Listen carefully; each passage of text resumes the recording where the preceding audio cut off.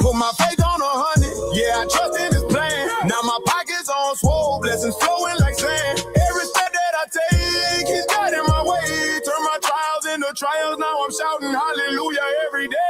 Faith on 100. Pockets on swole, walking in abundance. His promises unfold. Windows of heaven, pouring out control. Faith on 100, pockets on swole. They said I wouldn't make it. They doubted my dreams, but God said, watch this. Now I'm living like a king. What the enemy stole, God gave it back double. He turned my pain into praise, made me a boss in the struggle. Now I'm giving back, yeah. I'm blessing the block, cause when God moves, man, the blessings don't stop. From the bottom to the top, he's been my foundation. Faith on full tank, I'm driving in that little my face on 100. Yeah, I trust in his plan. Now my pocket's on swole, blessings flowing like sand. Every step that I take, he's guiding my way. Turn my trials into trials, now I'm shouting hallelujah every day. Faith on 100, pockets on swole, walking in abundance. His promises unfold. Windows of heaven, pouring out control. Faith on 100, pockets on swole. Faith on 100, he become no. Pockets on swole. Faith on 100, yeah, yeah. He become no. Pockets on swole. Faith on 100, can't be stopped nowhere. Pockets on swole. God made a way.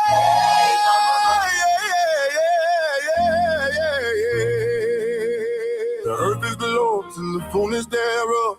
I'm standing in his favor, covered in his love. Miracles, signs, and wonders, they follow me. I'm a living testimony of what faith can be, yeah. Faith on 100. Pockets on swole. Walking in abundance. Promises unfold. Windows of heaven, pouring out control. Faith on 100. Oh, pockets on swole. Faith on 100. Pockets on swole. Walking in abundance. His promises unfold.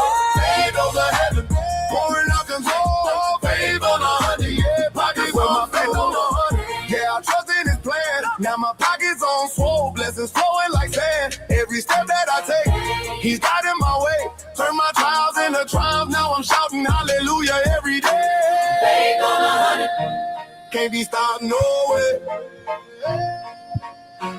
Faith on 100, can't be stopped no way. Oh, oh, oh, oh, oh. Faith on 100, can't be stopped no way. Pockets on swole, God made a way.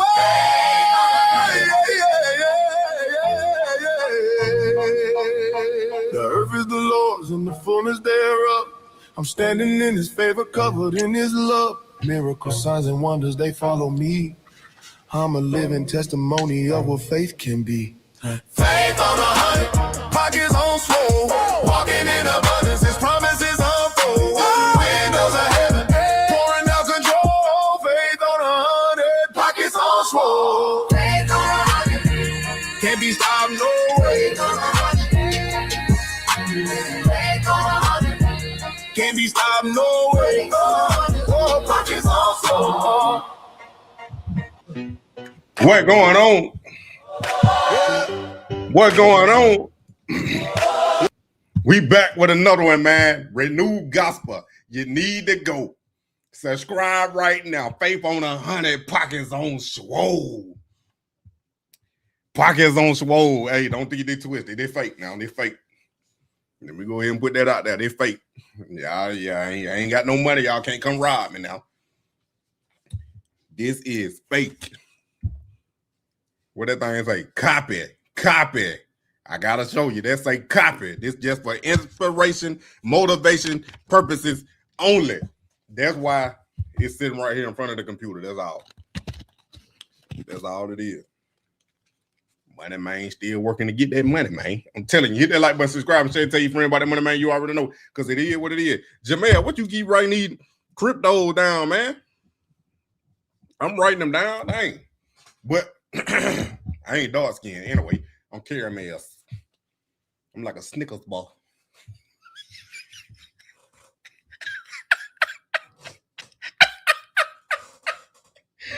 I'm a fool. I'm a fool. I'm tired, y'all. I'm tired. I'm tired. I'm tired. But no, I think Andrew Berry done slipped up, man. Hold on. I just got back. Hold on. Andrew Berry done slipped up. JK ain't playing it. Yo. If y'all ain't follow me on TikTok, you need to go follow me on TikTok. I just dropped the video literally right now. The Prime Effect on TikTok. We doing big things over there. We doing big things on TikTok. It ain't loading. Hold on. Here it is right here. We doing big things on TikTok, man. Just drop this video right here. Let's take a listen to it. Now for 1 week of practice, you know what I mean? This 1 week of practice. So imagine, you know what a full off season look like. It get dangerous. But it's just a 1 week of practice, so I'm just truly thankful. You were the real player now. I'm gonna bring that sauce to you. I know. They tried to drown me, forgot I was the way. Tried to bury me, forgot I was the grave. You can't sabotage destiny. I came back different. I was like, whoa, a smile gone mercy. Left at the door. They tried to erase me like chalk and rain. But legends get carved, they don't wash away. From backup plans to the main event. They try to stall time, God hit sin. Every lie they told built my skin. Now I'm bulletproof where they ain't within. They wanted obedience, I wanted truth. Now the whole damn league gotta watch me move. First sabotaging the gasoline. Lit the match, now I haunt they dreams. Look now. Come on. Hey, that's enough. That's enough. Facts. Right. Now for 1 week of practice, you know. Hey, there it is right there. Sabotage out right now on all platforms. Money Man, you already know Sabotage is out right now, man. I'm telling you right now. Hey, it is a lot of trolls on TikTok, but it is what it is. But you know what I'm saying? I got to go where the money go. There it is right there. I just edited that thing and just uploaded it. Appreciate y'all. From gospel to comedy. You already know you're going to get everything on this thing, Miss Sharon. You're going to get the fact, the truth, the history, the comedy, the gospel. You're going to get everything on there. Yeah, album coming soon. I'm thinking about dropping it right before year 2 of the Shedeur. Hopefully he be the starter when I announce it. I'm thinking of calling it Legendary. I don't know what I'm going to call it yet, but yeah, I'm going to drop the album for Shedeur too. Yup. I'm going to drop the album for Shedeur too. Like Gold Prime in the end zone, music at 5. Appreciate you. But like I was saying, y'all see the title, y'all see the thumbnail. Did Andrew Berry just reveal the Browns plan for Shedeur Sanders? I think he did. Andrew Berry was up here. He was up there with little short dog from the Browns, and they were doing an interview, and Andrew Berry done slipped up. Now, it ain't no coincidence. To me, it ain't no coincidence. I done seen, well, I ain't really listened to him, but I done heard some other YouTubers talking about this. And so I like Money Man got to do his take on it. Y'all already know Money Man got to do his thing because I guarantee you ain't playing no game. Shout out, I already know my name when I speak this CC Flame. So I got to do it. And I ain't look at nobody's video. I heard G. Bush talking about it. He said Big Snacks talked about it and some other YouTubers had talked about it. So I'm like, man, I got to do it. Because I'm telling you, y'all know how my brain works. If you ain't been here, then you need to like, subscribe, and share. But if you done been here, you know how my brain works, and I be thinking outside the box. So let's take a look at it. Shoot my volume up. Quarterback question affect take my notes. The head coaching? Will the quarterback question affect the head coaching search? Well, it's certainly something that we're going to talk about a lot with the candidates, but it's maybe a little bit less on their particular view of the quarterback situation and more about their thoughts and planning for it. And what would you? I know you mentioned Shedeur up on the side, on the podium rather. What would you like to see his offseason look like, and what have you seen these last 7 weeks building towards 2026? I'd like to see him continue to make progress. He got valuable reps this year, starting 7 games. I think he's got to continue to make progress with his pocket management, his situational awareness, things like that. But you'd like to see him take a major step forward going into week 1. During the game at Cincinnati, Nathan and I, before that final drive, said this is kind of Shedeur's closing argument, if you will. Did y'all hear it? Let me run it back. I don't think y'all heard it. situational awareness with his this year. 26. I'd like it to see him continue to make progress. He got valuable reps this year, starting 7 games. I think he's got to continue to make progress with his pocket management, his situational awareness, things like that. But you'd like to see him take a major step forward going into week 1. During the game at Cincinnati, Nick.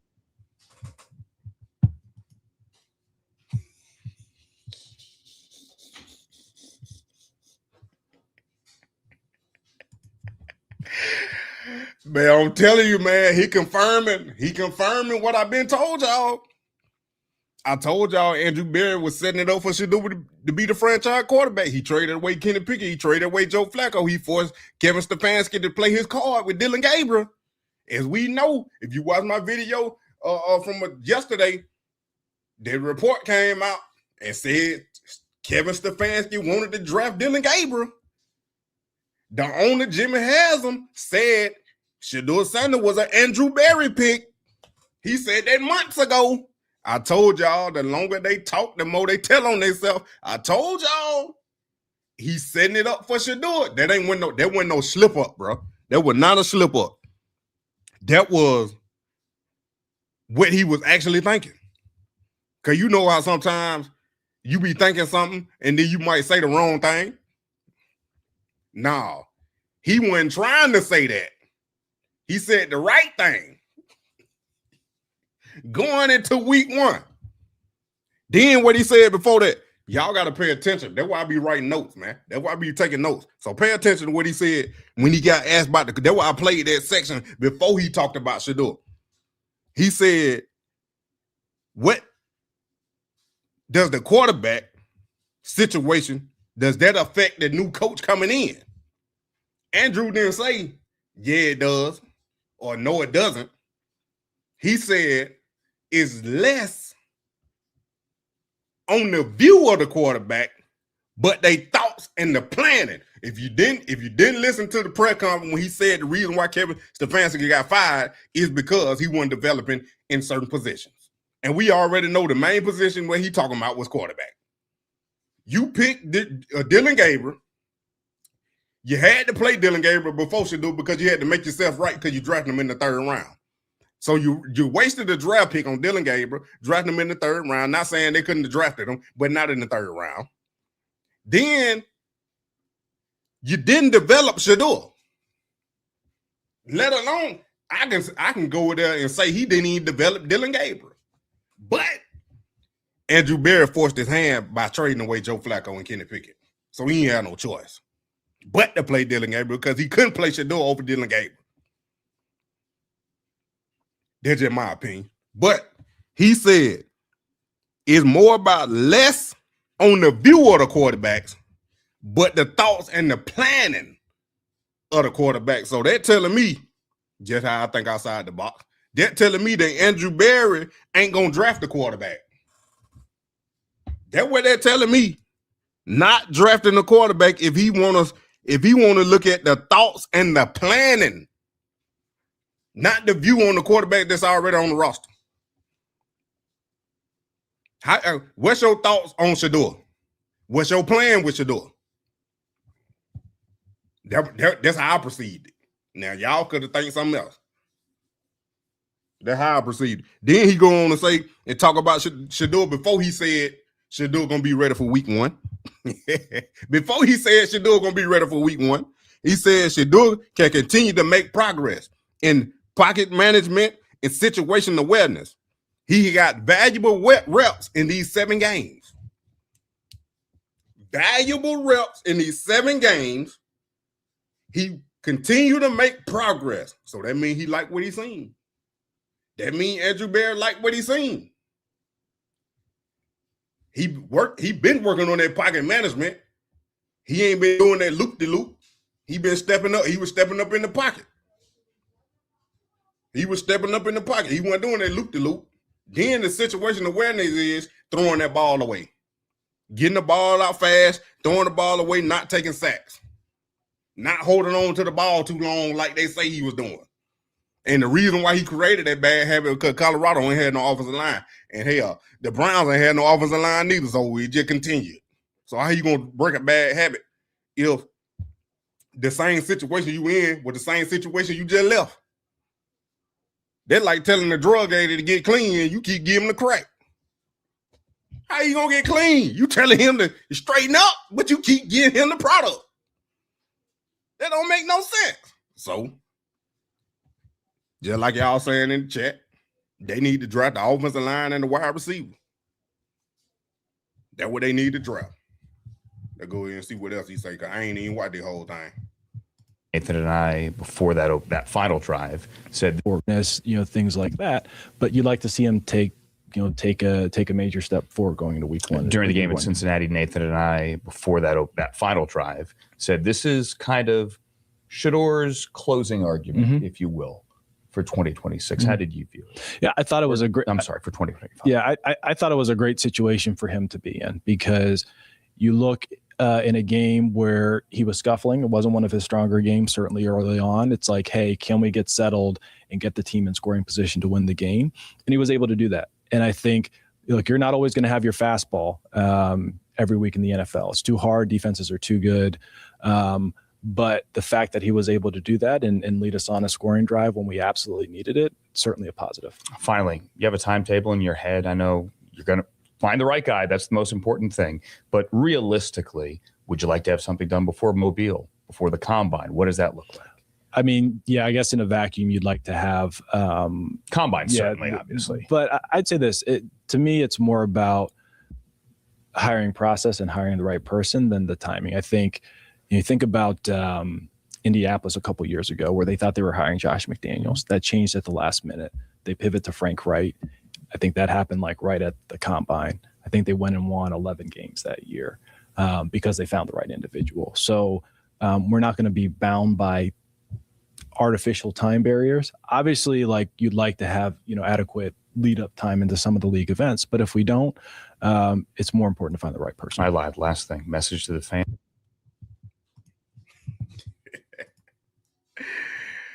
Look here. Closing argument.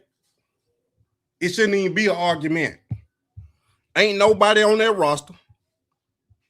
And ain't nobody coming out in their draft better than Shedeur Sanders.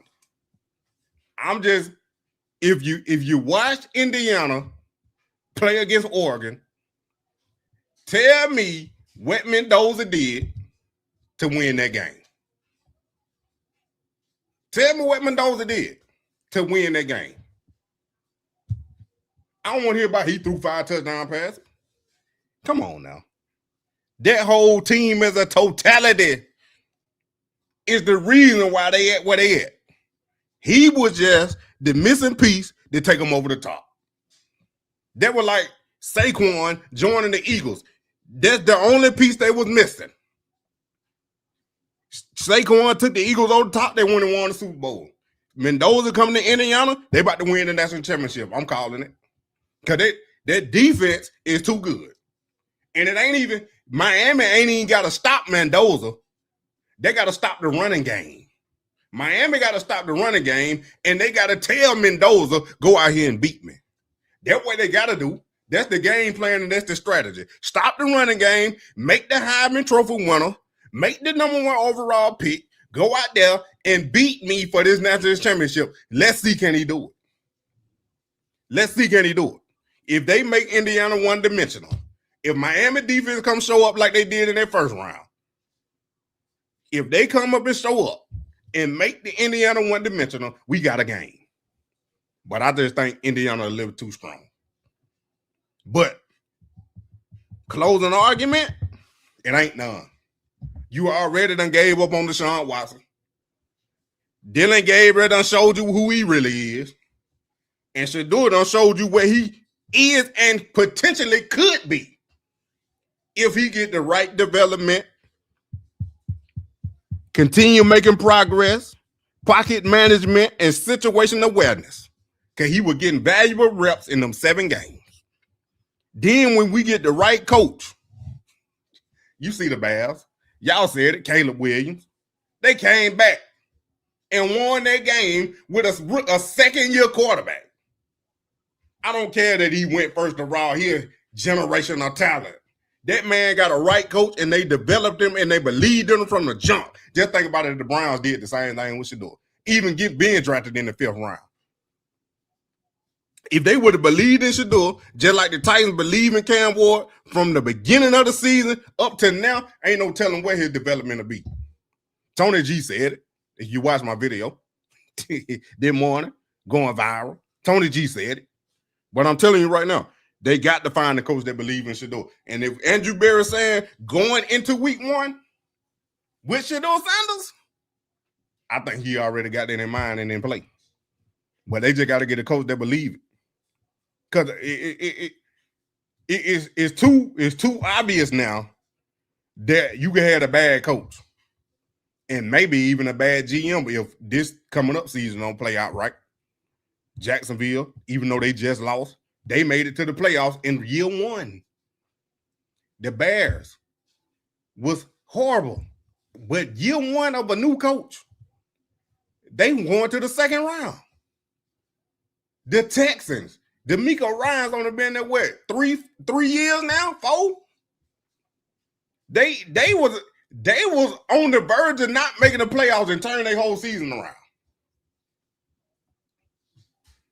Who else? Who else I missed? It was just the Bears and the Saints, not the Saints, the Jacksonville. So it's like finding the right coach and having a young quarterback that you can develop. And he willing to develop with a certain skill set. And the potential is high. It ain't no ceiling.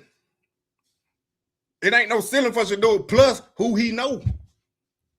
They don't even count that into people, the trolls, the haters, the fake Cleveland media, the Cleveland media that hate Shedeur. They don't even take into account that Shedeur has the network and the ability to tap into any legendary quarterback. Any legend. I ain't talking about he only can talk to such a. He got access and the ability to access any legendary quarterback that ever played in the NFL. Except Boomer Esiason. And however he won MVP. I looked at them numbers. I'm like, that must have been a down year. I think there was a boycott year or something that was. Whatever it was, he won MVP was horrible. Their stats was horrible. But anyway, what I'm saying is, if he got access to Tom Brady, Michael Vick, we got to look at Randall Cunningham in a minute. Donovan McNabb, what the name? Viking quarterback, back in the day with Randy Moss. You know what I'm talking about. He can talk to any of them black quarterbacks. Warren Moon, he can talk to any of them black quarterbacks. And not only that, he got access to the GOAT. I don't want to hear about they fell out, man. Get out of here. Over something. I heard somebody talking about Shedeur said something about a joke about Tom Brady and his ex-wife. And somebody went and told Tom Brady and they quit talking. Get out of here, man. If Shedeur making jokes like that behind closed doors in an interview with coaches he barely know. What?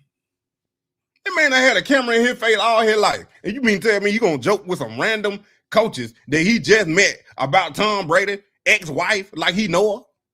Get out of here, bro. I don't believe none of that. Folks just be making up stuff.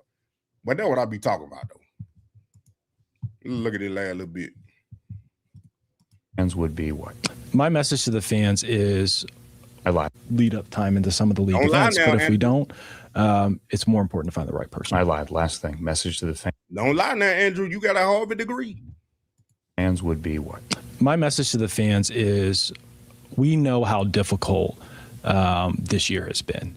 And we appreciate the loyalty, the passion, the commitment to the team, regardless of what we're going through. And that's something we will never take for granted. My commitment to you all is to make sure that we find the right leader and build the right roster that allows us to have perennial success. Andrew Berry, thanks for jumping in the bar. Hey, keep talking about success. I'm just new here. Because I'm a Shedeur fan, not a Cleveland Brown fan. I'm new here, but from all my years of living, the Browns ain't never been nothing. They've been losers all their time I've been here on earth. This is probably my first time where they look like they serious when they say we want to be successful. I could be wrong. They've been lying to us all year. They might be lying to us now. I'm just saying, I'm going to take it with a grain of salt, and I'm going to believe what the man's saying right there in front of my face. But on the backside, you've been lying to me, backstabbing, buck breaking, capping, nicking, burying on the depth chart, sabotaging, collusion, collateral collusion. You done did all that to Shedeur, so I can't believe further than I can throw you. Ain't that what them old folks say? I ain't gonna believe you further than I can throw you. And I'm pretty strong, and I don't think I can throw Andrew Berry that far. That's all I'm saying. Ridiculous, man. Let's see what the OG Randall Cunningham got to say. I ain't watched this. You want all the smoke. They're 5 minutes long. That you are. Do you think you were the first dual threat quarterback, or who was before you that somebody that you looked up to? Everybody in, 40, 50, 60 years old, we know about Fran Tarkenton, Roger the Dodger. Even there were guys, Bobby Douglas back in the day, who I didn't know about until they started telling me. He said, you just took his record down, the rushing record. I'm like, oh, okay. But these guys were dynamic. I didn't think the same way they thought, I don't believe. When I went into the game, I wanted to study not just the defensive backs and the linebackers. I wanted to study the defensive linemen, because I wanted to know if I have to get out of there, I need to know the percentages of me getting out of the pocket and keeping myself healthy. So I was trying to stay healthy because I was only 6'4.5", 196 pounds when I went into the NFL. So I was one of the lighter guys. I wasn't Big Ben in Pittsburgh, with this nice physique. I was just a skinny dude, and they used to say, hey, they used to compare me to Robinson. And I'm like, no, I don't play basketball. Oh, David Robinson. David Robinson, yeah. I'm like, no, that's not me. I'm like, do we really look alike? But it was because I was so slim. Yeah, slim, long and slim. I'm gonna ask you about two guys. Give me your thoughts. Shedeur Sanders. Love him. The treatment and everything he's going through. Whew, that's a lot. And I was so happy he got that victory against the Raiders here in Vegas. But I like him. I love that kid. I've never met him before, but I love him. Of course, Dion and I are friends, but I watch him, and he really wants to stay calm, and he just really wants to get through everything. And he doesn't come off as arrogant or like I'm all of that. He is all of that. Yeah, he confident. And I'm telling you, once he gets, I'm gonna tell you right now, Cody. No offense, Cody. I just want to say this, man. I know you skin folk, but listen here.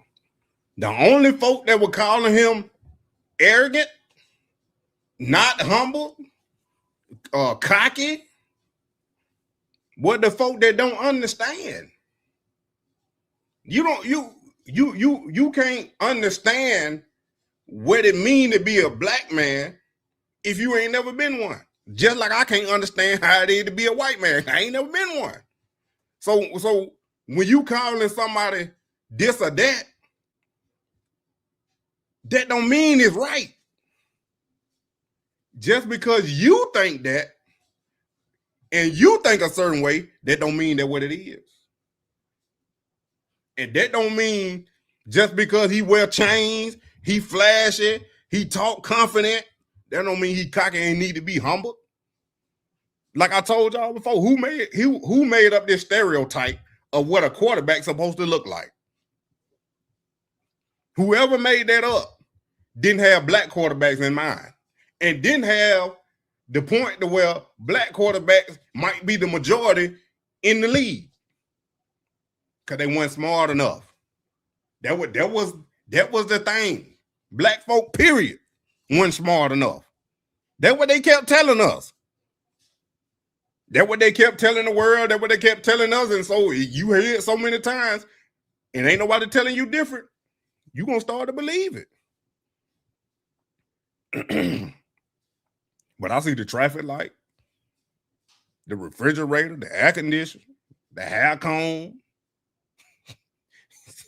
the cell phone. I see all these inventions that had a black person behind it. And some of them ain't even getting credit. So that's null and void. That's neither here nor there. So Shedeur ain't none of that. But they're coming from another black man recognizing it and seeing and understanding. Because he grew up in them times. Being a black quarterback then too. Doug Williams. He won a Super Bowl. Wants to get through everything. And he doesn't come off as arrogant or like I'm all of that. He is all of that. Yeah, hey, confident. And I'm telling you, once he gets the real opportunity to have all the weapons around him and a defense and everything, and they just say, okay, we're just going to go with you, you're going to see the same kid you saw in college. Most dynamic player, you know, playing quarterback right now. The kid is good. He's really good. But I mean, there's a stigma of, you know, being a Sanders and the prime time and all of that. And I think that kind of overshadows who he is because he's a great kid. He's embracing it. He too. really, I watch his interviews and I'm like, yeah, I wish I was wise like that when I first got in there. Yeah. I think obviously too with him, it's for some quarterbacks, it's okay to be confident. But his confidence is labeled as arrogance or cockiness instead of just being confident because he knows he's put the work in. Yeah. As you said, he's media. I mean, he's built for this. Yeah. You know, he's built for this, and it just rubs people the wrong way, which is crazy. Yeah. Lamar Jackson. Oh my God. Rub the people the wrong way. They instead of you looking and seeing with your own eyes and believing what you're seeing or coming up with your own conclusion, your own narrative, your own thought process, you rather listening to somebody before you even get to know the person. You judging. And the Bible say you ain't supposed to judge. Now I know my daddy used to say, that don't mean I can't be a good fruit inspector. Cause the fruit you bearing gonna tell me what type of person you is. Now, some of y'all up here catfishing and being fake, but the fruit you're bearing is rotten. And the folk that probably don't say nothing, they fruit sweet. It's right. It's ready for the picking. And the fruit Shedeur is bearing, right for the picking. It's sweet. But if you just listening and not seeing and coming up with your own conclusion, do your own research, you gonna believe anything. You gonna believe anything. They go with the whole world. You see who they voted back in. I mean, pretty soon we about to go to WAR. You know, that could be a possibility. And then your PAPER, ain't nobody gonna have none. Everything's still going up. That whole different conversation. Where was it? What's going on? All these my opinions, though. I'm just saying.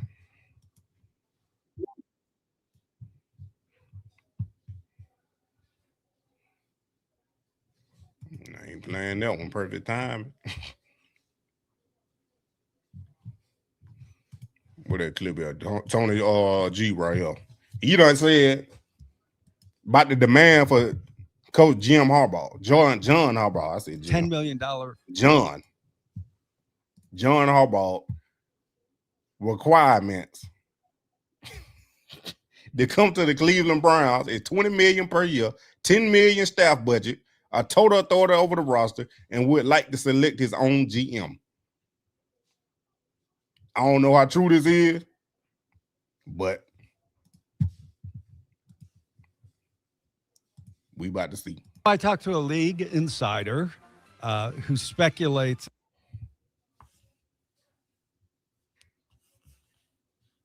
This already a lie. Every person that came out and said they got an insider somebody told me from the inside the organization. They've been lying the whole time. The only one that probably been right was Tony Rizzo when he said Shedeur was going to play the last 4 games. But it ended up being 7. But everybody else, when they say they got an insider or somebody in the organization, they lying. I talked to a league insider who speculates on what he's heard about Harbaugh's prerequisites to even be interested in your job. Okay. Right. $20 million a year. Not a problem. Not a problem. $10 million assistant coach budget. Not a problem. Okay. Total authority over the roster. And also would like to select his own guy to lean on, personnel guy. Okay, so would he be making the draft picks? Like, you're going to ask this guy? That kind of makes me feel uneasy. Does he want more say over the roster than what he had in Baltimore? Yes. Yes. Ooh. Which would be a total change in the structure here. I think there are 4 definite candidates for Harbaugh to end up with. Cleveland now is, I think, 4th. Okay. Miami, the Giants, and Atlanta. Man, look here. I don't know if that would be a good thing or not. I mean, right now, do y'all consider him the best coach in the coaching pool right now? I mean, based off his resume. I know some coaches that ain't been head coaches that's getting interviewed before. So based on his resume versus the coaches that been head coaches, would you take John Harbaugh with them stipulations on them prerequisites? If they true, which I don't think they are, but he a good coach, but he ain't done enough to demand that much. You only won 1 Super Bowl. Now, if you would Bill Belichick, even though I'm kind of thinking it was all Tom Brady, but if it was Bill Belichick and he wanted to come in and demand all that, man, won 6 Super Bowls. I can't argue. John Harbaugh won 1. Ain't been back since. That was 2012. He ain't been back since. I don't know who the Browns gonna get, but if that really his terms and they agree to it, then all power to him. That means Andrew Bear might be gone then. He might be gone. What y'all think?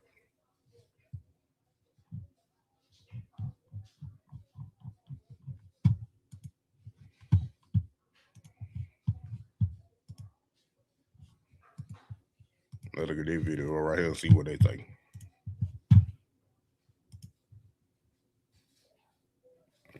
Coach compared to other. Yeah, he can. He can. That's one thing I do. Like he ain't a well, from what I seen, he a no sense coach. You know what I'm saying? The culture gonna be what it is. It ain't gonna be nothing willy-nilly. It's gonna be a standard, and he gonna demand a certain excellence from his team. He ain't just gonna take whatever. But is that gonna translate to a championship again? Or could you say it's Lamar Jackson's fault? You know what I'm saying?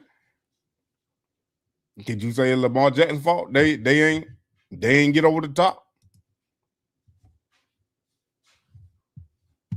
Who knows? That's a lot of question marks. I told y'all, Coach. I told you, Coach.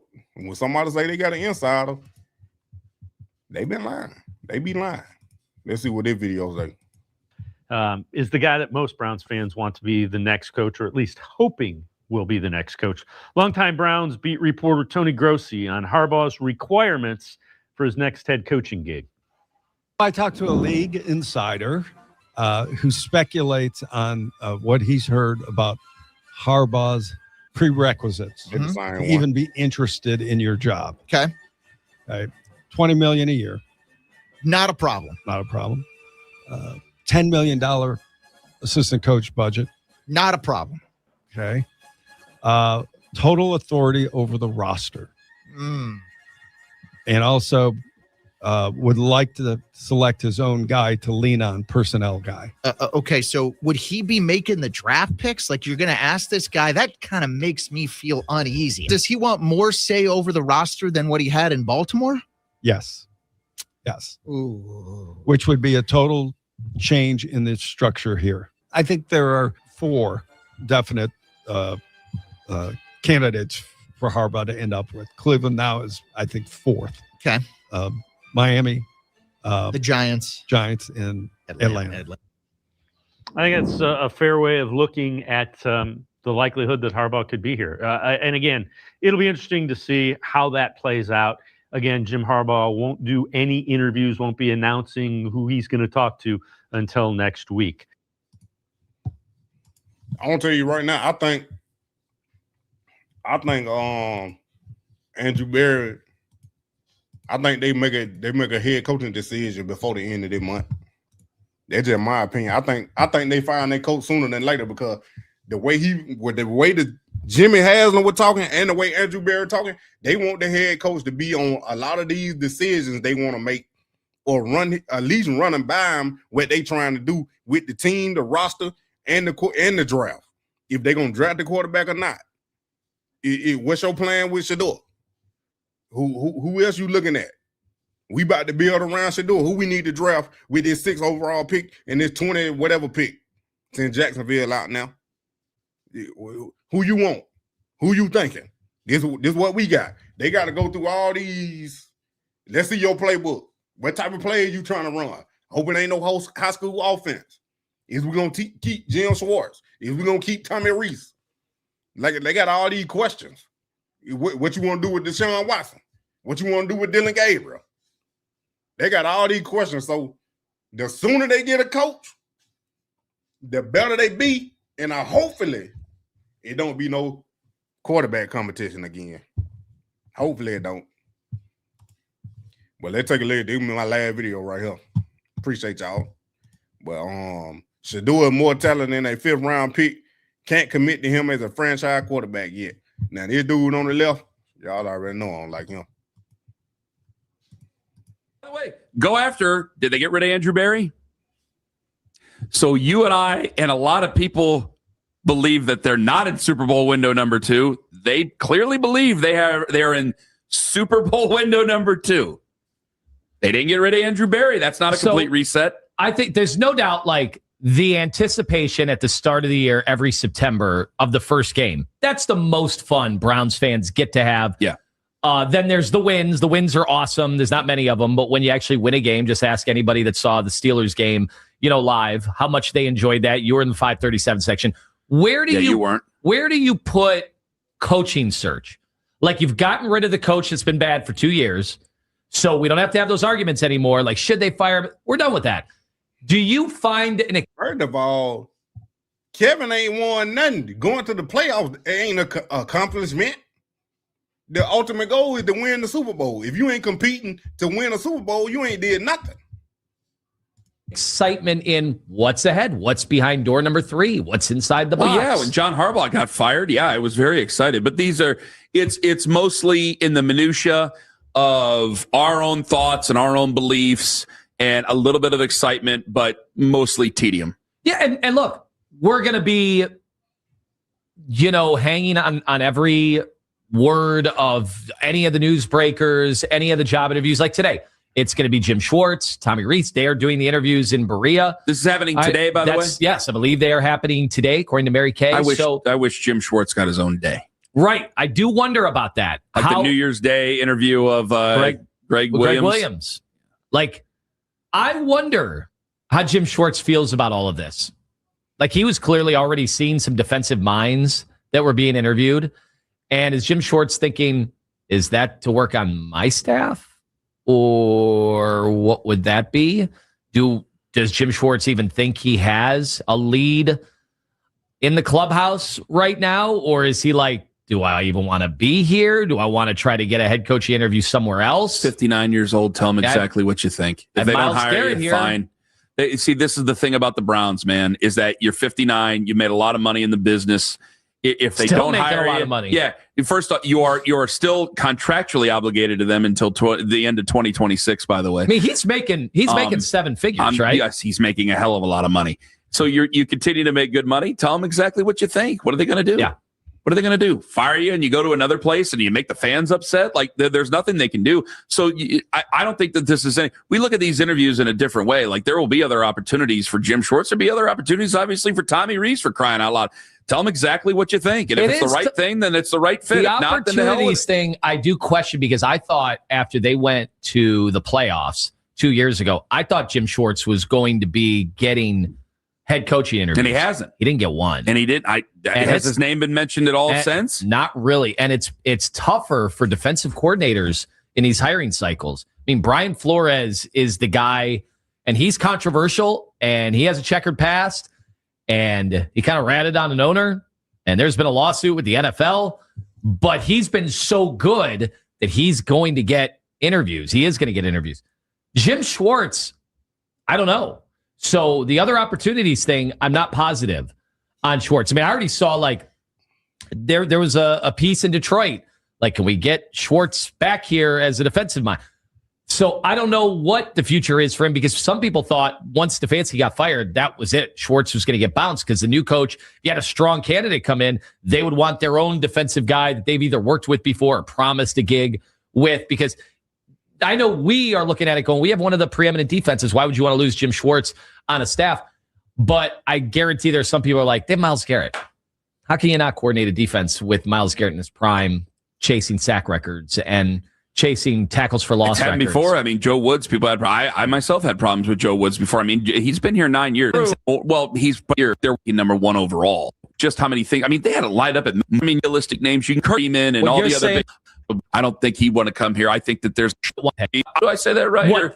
Successful quarterback from the most important stat, which is, did you win the 5th round draft pick? I say that right? What? Were you perturbed? The internet was mad. I was getting annoyed with some of the blowback they were getting. Ooh, okay. For sharing their opinion about him as a 5th round draft pick. So listen to this. I'm going to let you take it away. Go right on ahead.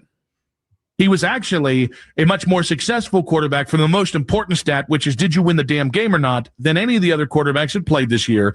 And he did it at a time where that team was on the verge of checking out, or not checking out on Kevin Stefanski, but checking out on trying to compete as a team every single week. He did it the hardest part of the season to do it on a losing team. So I hope that Shedeur looks at this and goes, well, the stats might end up hurting me here or there, but you know what? Damn it. I wanted to play this year, and I put tape out there that says I belong in the NFL and that I'm not a 5th-round pick. Because I think if you still are calling him a 5th-round pick after what you saw, you're either telling me you don't know football or you don't like Shedeur and just nothing you saw other than 300 yards a game is going to make a difference, or I'm going to go back to one. You don't know football. Unfortunately, I feel like way too many people are going to fall in that first category, though. Well, because I don't care about that. I care that the Browns don't fall in that category. Well, but they might, though. That's the problem, is that whatever this new head coach is, he's going to have his say in the matter. And this is where Andrew Berry's got to stick to his guns and then talk about what he's seen and talk about the development and everything else. But like there's a real chance that's the only opportunity Shedeur ever gets. That does exist out there. I hope, obviously, that's not true. And I hope it's not I hope it's also not the equation where he doesn't get another chance for 6 years and then is able to showcase Geno Smith style what exactly he can do. But how the NFL works, they work very, very heavily off unfair first impressions and unfair evaluations where people don't actually watch the entire games the way that we were watching them and go through the ebbs and the flows, and they just dismiss it at hand. And unfortunately for Shedeur, he's got to be up against that now. When it comes to the draft, Jonathan's. That was a lot. But yeah, if you is calling him a 5th-round pick still, which he never was, but in actuality, that's where he got drafted. We already knew he wasn't a 5th-round pick, but that's what the NFL say he was. Collusion, we already know. But if you saying that, like he said, you don't know football. And like I told y'all, them stats could fool you. The numbers don't lie. But if you ain't watching the game and looking at the film, That's how Dylan Gabriel get nominated for Rookie of the Week in a blowout loss. Like, I don't get it. Because people going to use the stats and the EPA and whatever else when it's convenient for their narrative. But tell me if you sat there and watched the whole game, you watched Cam Robinson not block. Mill Robinson, go get your cousin. You sat there and watched 6 to 8 get blowed up, throwed, got his legs crossed, teetering through all 360 pounds on one leg. You tell me, can he step up in the pocket? Can he get away from the defensive end that just bull rushed the left tackle on a 4th and 2? You tell me, can he get the ball out if the receivers don't get open? See what I'm saying? You tell me how many interceptions did Shedeur actually throw? Did he actually sat back there, had the ball, and threw the ball to the other team? Not a deflection, not a drop pass, not a hit him dead in the middle of his chest for a touchdown, but he can't catch because he a jag, and the other team intercepted. Tell me how many of them interceptions were actually interceptions by Shedeur Sanders. I know it go down in the stat book as an interception because that's just what it is. The quarterback fault. It's the quarterback. But you're going to use that for your narrative and don't even know the context of what's going on. Don't make no sense. I'm telling you, yeah, one leg. Go watch the clip. The man was leaning. Shoulder lean, lean with it, rock with it head. Lean back and lean back. Fat Joe looking. Let me stop. Y'all get the point. See what I'm saying? Then folks saying stupid stuff, talking about he don't need to be on the roster. This man done said it. Jason Lloyd said it first. Now this dude, whoever this is, done came out and said it.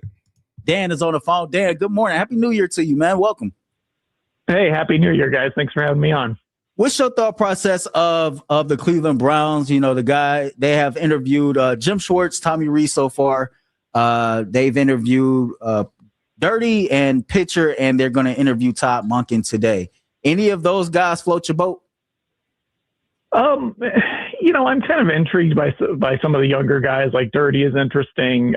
You know, Pitcher is interesting from Cincinnati. I guess I'm a sucker for like the young coordinators, the up and coming guys. But right now, it just seems like they're casting a wide net, and it doesn't seem like they're staying stuck on one side of the ball. And I almost wonder if some of these interviews too are just sort of, let's get a feel for these guys, maybe down the road for a coordinator position or something like that. I think that could always be in play with some of these interviews, because I think once we kind of get through this round of through this wild card weekend, I think we might start seeing some more names. And then there's still, of course, that big one out there, you know, John Harbaugh. They're going to be able to get him in for an interview. So it still feels like we're kind of in the early stages of this. You mentioned Harbaugh, Dan, and I know, as you alluded to, Mary Kay reported that they're interested. They're hoping to have an interview with him next week. How realistic do you think it is for the Browns to make a run at John Harbaugh, especially with how many jobs are open and some of the other opportunities that are out there? You know, I think there is a chance. Now, I don't know how big of a chance that is, but you could get him in here and sell him on this defense.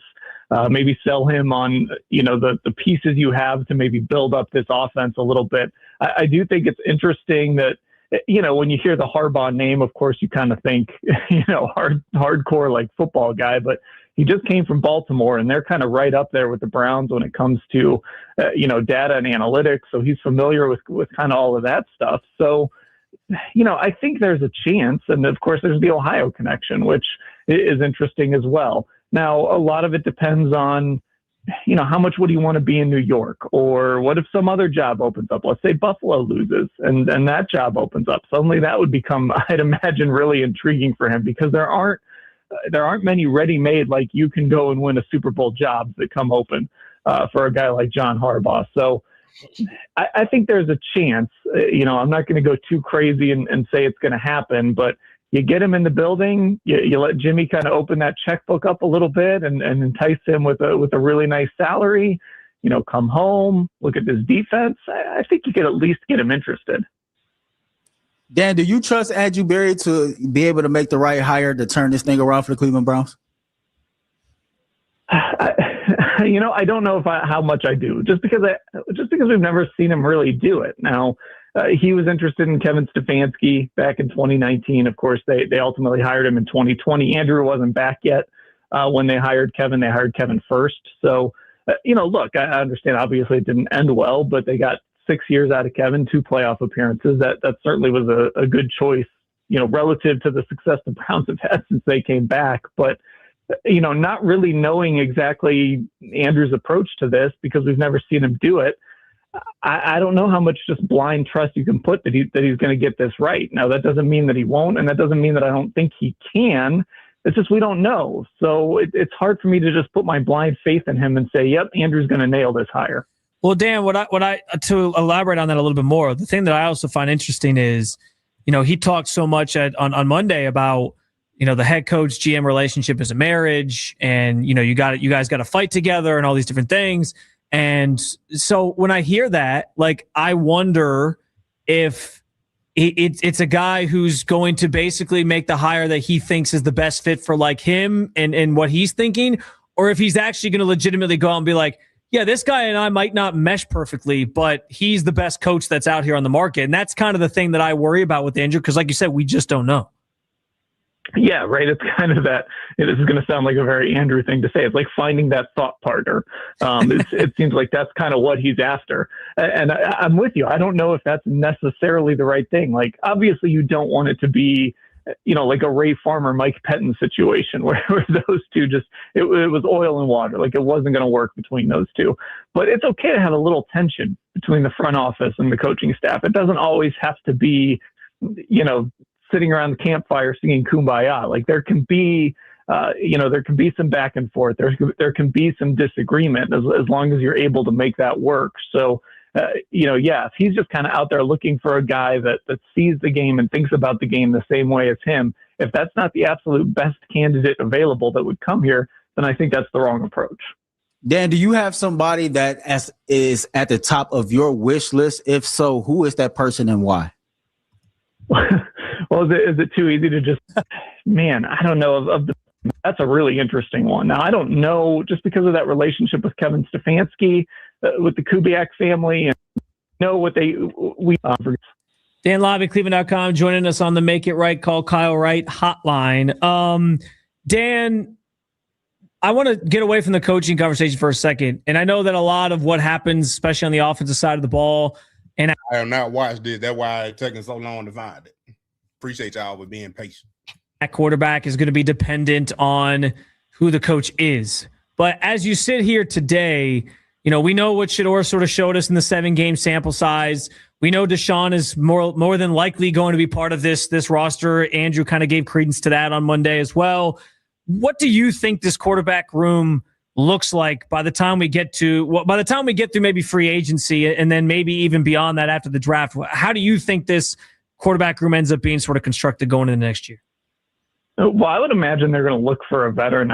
Maybe they look at this and they see Deshaun Watson as that veteran in the room, but I think they need to look for someone, whether it's a younger veteran like Malik Willis or, I keep throwing this name out there because and this was more of a Kevin Stefanski thing, so maybe that changes my thinking here, but, would they look into a trade for a guy like Mac Jones or something like that?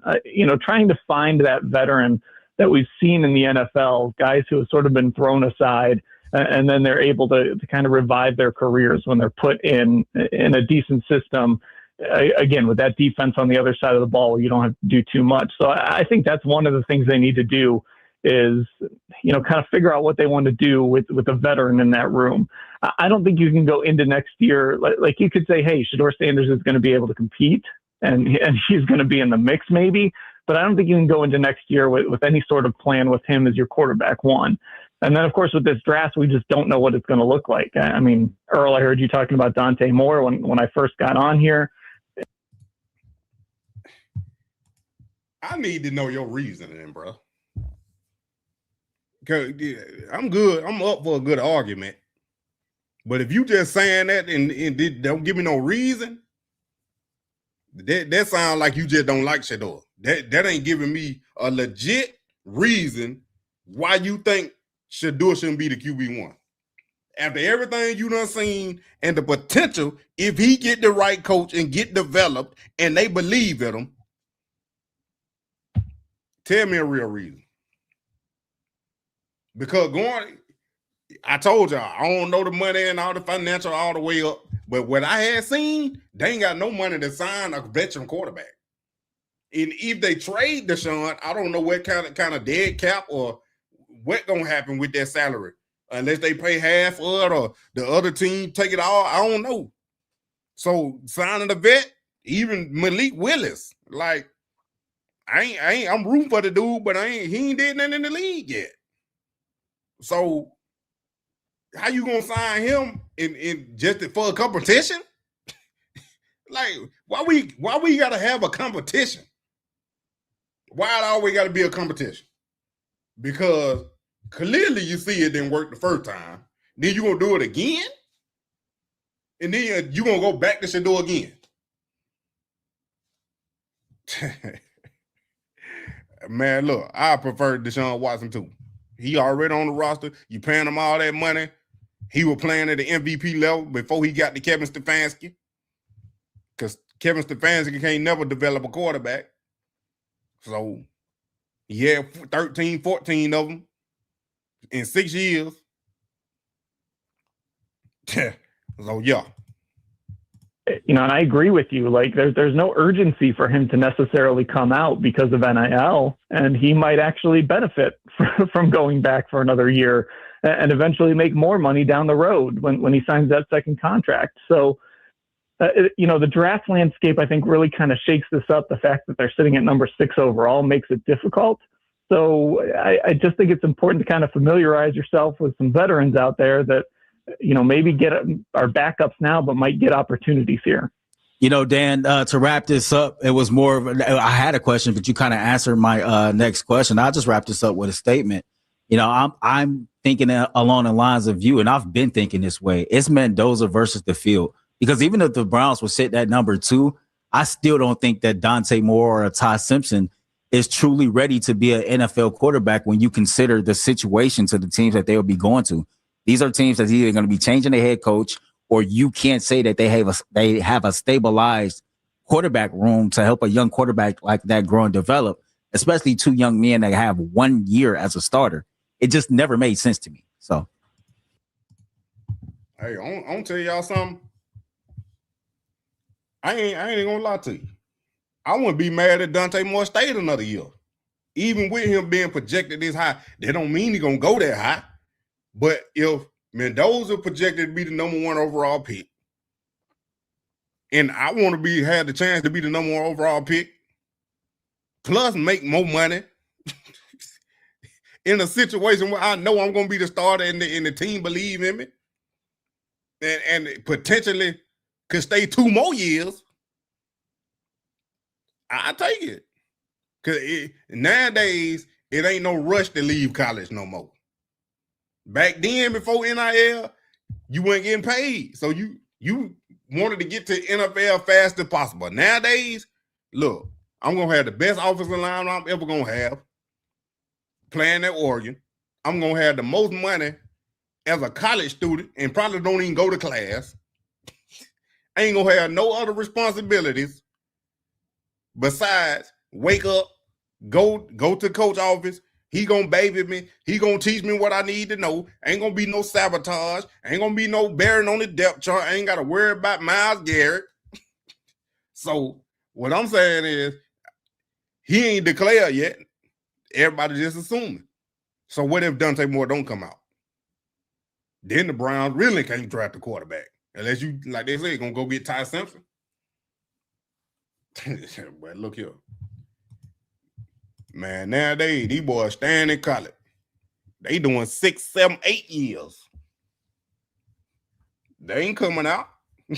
I remember they used to do, hey, them 3 years up. Hey, I'm going to the league, bro. I appreciate y'all. I was waiting for it. We just hit the goal. I just hit 57,000 subscribers. Y'all just seen it live right here. 57,000 subscriber money, man. I'm telling you. You already know. It's been a long way coming. Whoo, if y'all know the story, y'all know what I'm talking about. How about my YouTube, about this channel right here we on. In the journey. Whoo. Get some insurance, stay in college. Yep. And then you get a medical red shirt and stay some more. One other thing before I get off. Where that? I don't want to hear y'all say nothing about no Jimmy.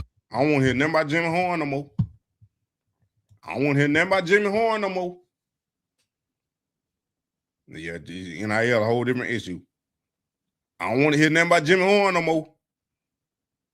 I told y'all I like Jimmy as a person. I said this before the draft and during the draft. I said I do not like Jimmy Horn as a football player. I like him as a person. 420. How many times I done said it? Y'all up here bashing me.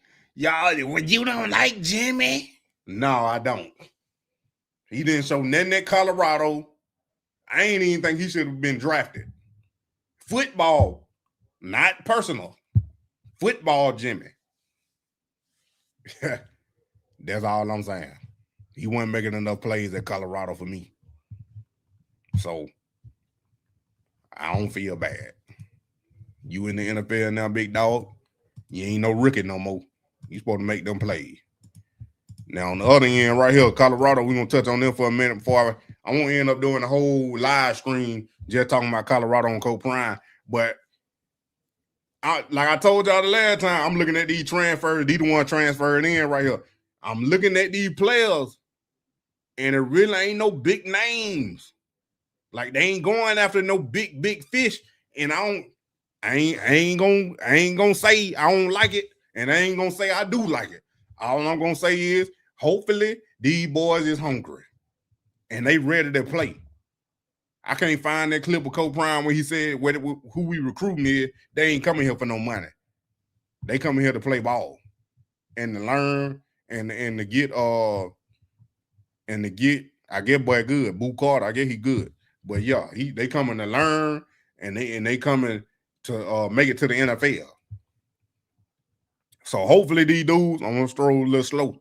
Hopefully these dudes coming in and they gonna be good. They look like Zach Wilson brother right here. He look just like Zach Wilson. That boy was a bust. If y'all know what I'm talking about, he got drafted by the Jets. I think he was like the second or third overall pick. That's why I say it don't matter if you draft the quarterback in the top first round in the top 5 or whatever. Trey Lance, Zach Wilson, Jamarcus Russell. Who else? I'm just trying to name some recent ones. I know Jamarcus Russell old. But Cole Pete, you still on here?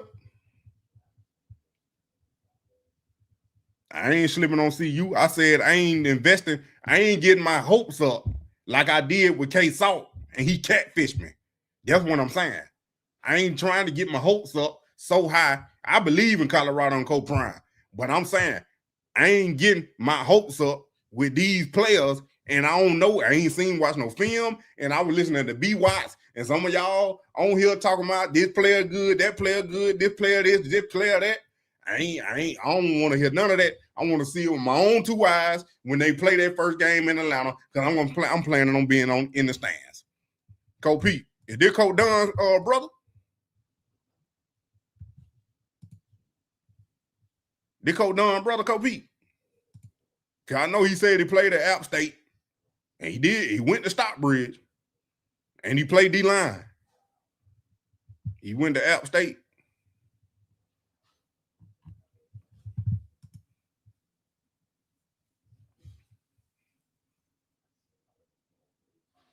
I got did it. No, I didn't. He ain't invite me to no free call.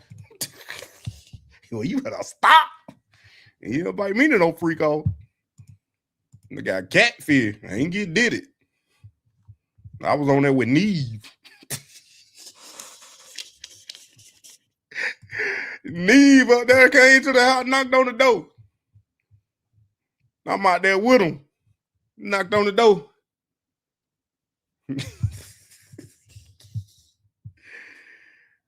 That might be him there, Kobe. Me and Neve knocked on the door.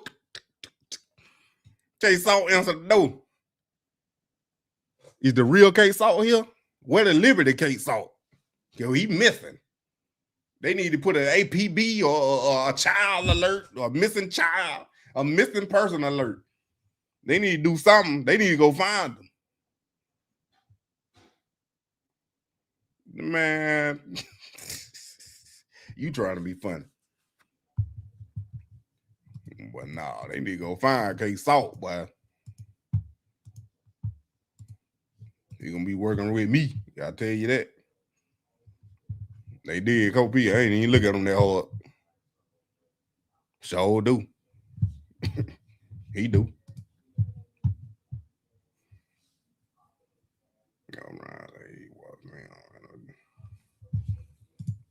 Coach P, if that the case, I need some tickets, Coach.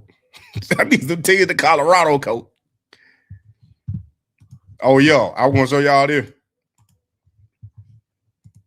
Y'all, Keon Parks, DJ McKinney, they still in there. They ain't got picked up yet. Ryan Staub ain't got picked up yet. Cam McHale still in there. Draylon Miller still in there. Tyler Brown still in there. A lot of these guys, like I told y'all, just because you go in the transfer portal don't mean you're going to be on the team. It don't mean you getting on the team. Don't mean you getting on the team. But someone did. The boy Terrell Timmons, him and Dalen, they went to Memphis. That might be good for them because they probably going to definitely start out there. Not saying Memphis is a bad team, but, you know, they're recruiting-wise. This boy right here, linebacker, he went to UAB. I don't know how many years he got left. He might be trying to make a step. Then that boy London Merritt, he went to Clemson. Clemson ain't what they used to be, man. Then Alexander McPherson went to Penn State. That boy Thomas right here went to Georgia Tech. And the bigger one, Marion Miller went to Arizona State. That big old dude went to Ole Miss. And then Bayard went to Texas A&M. I don't know about that Brandon Swan, David Swan. I don't know how good he played this past year. I ain't look at his stats and that. But Bayard, man, Cole Prime not lost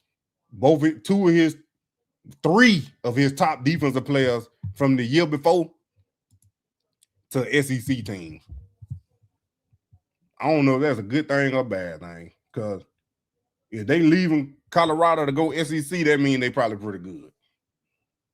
But I just wish he lost Colton Hood, he lost Hill Green, now he done lost Bayard.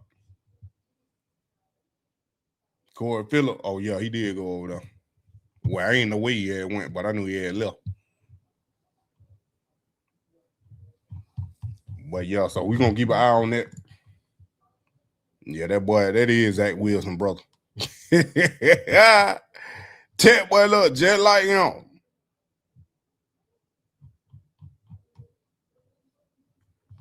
Chet will look just like Zach Wilson. Boo Carter, I don't know who he is. That's what I'm saying. I want to see with my own two eyes. Yeah, they look just alike.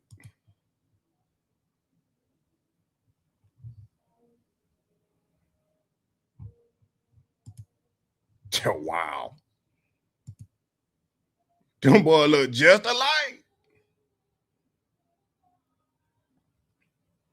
He did. Jameer, I just said I don't want to check out nobody highlight. Look at this Zach Wilson right here. Them boys look just alike.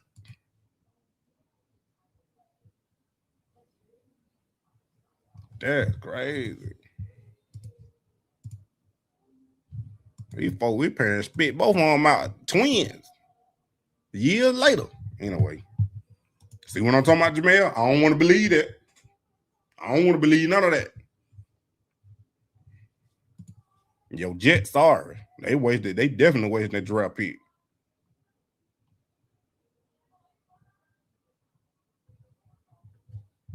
He was stealing.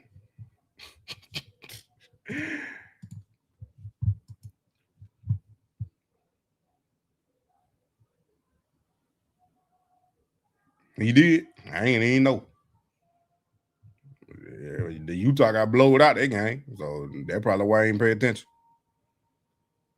Look, Kofal, Jamel. That's all good. But I ain't believing it till he put the Colorado jersey on and hit that field and do the same thing. I'm not believing it. I'm telling you, I ain't getting my hopes up. Y'all can talk about it all you want. Until I see him in a Colorado uniform and strap it up and do the same thing or better. Somebody done unsubscribe. Y'all did that on purpose, didn't you? I need one at 57,000. I'm back at 56.99.9. Y'all ain't like the way I was talking about that dude. That's what it was. I know it. Y'all ain't like the way I talked about Jimmy Horn. But yeah, I'm about to get all that thing. I gotta eat. I ain't ate nothing all day.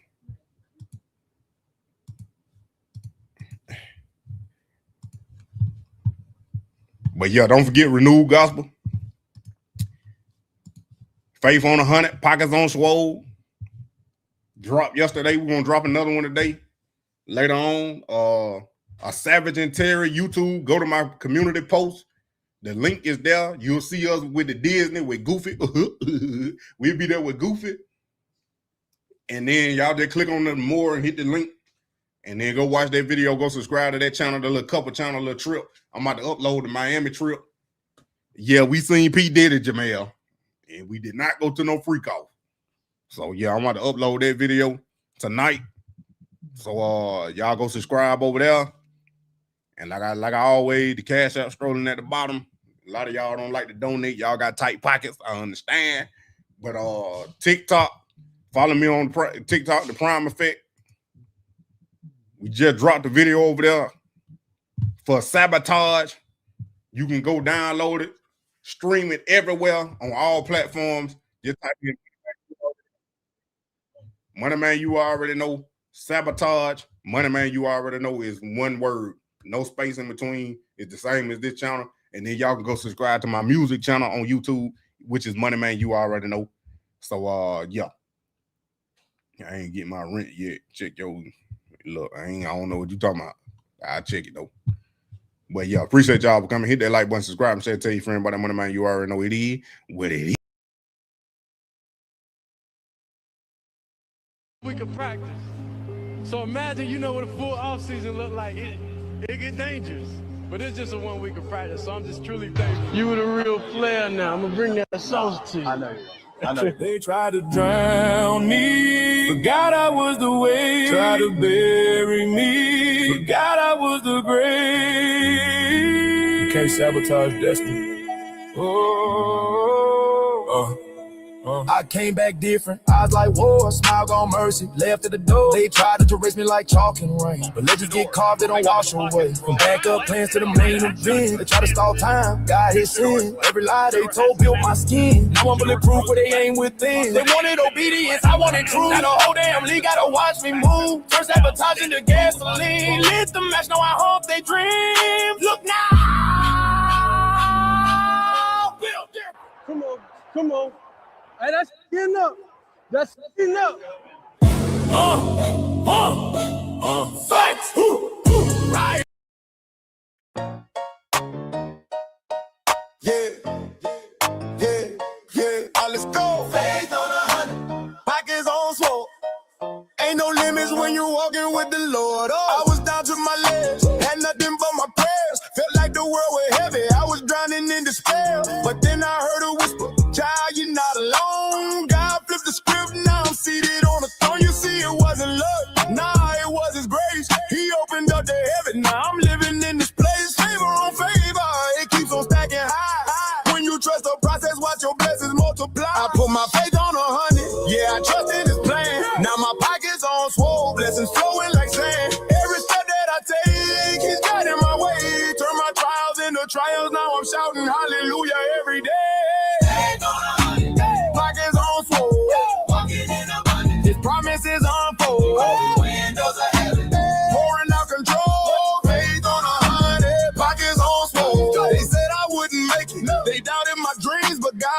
watch this, now I'm living like a king. What the enemy stole, God gave it back double. He turned my pain into praise, made me a boss in the struggle. Now I'm giving back, yeah. I'm blessing the block, cause when God moves, man, the blessings don't stop. From the bottom to the top, he's been my foundation. Faith on full tank, I'm driving in that. Put my face on 100, yeah, I trust in his plan. Now my pocket's on swole, blessings flowing like sand. Every step that I take, he's guiding my way. Turn my trials into triumphs, now I'm shouting hallelujah every day. Faith on 100, pockets on swole, walking in abundance, his promises unfold. Windows of heaven, pouring out control. Faith on 100, pockets on swole. Faith on 100, if he got no. Pockets on swole. Faith on 100, yeah, yeah. If he got no. Pockets on swole. Faith on 100, can't be stopped no way. Pockets on swole. God made a way.